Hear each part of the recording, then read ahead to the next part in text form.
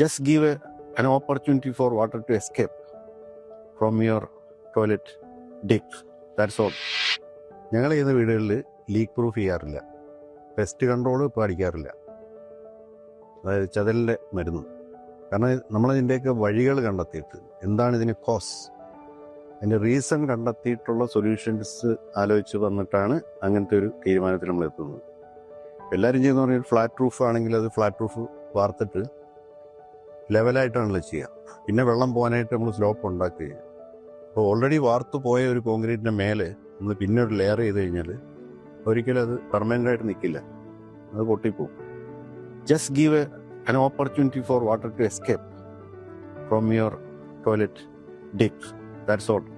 അപ്പോൾ ആ ഒരു ഫണ്ടമെന്റൽ സാധനം വിട്ടുപോകുന്നതാണ് ഇത്രയും പ്രശ്നങ്ങൾ. ലീക്ക് പ്രൂഫ് ചെയ്യുന്നു, പിന്നെ അതിൻ്റെ മേലെ കോൺക്രീറ്റ് ചെയ്യുന്നു, അതിൻ്റെ മേലെ ലീക്ക് പ്രൂഫ് ചെയ്യുന്നു, പിന്നെ ടൈലിൻ്റെ ഇടയ്ക്ക് എപ്പോക്സി ഇടുന്നു, എന്നിട്ടും ലീക്കാണ്.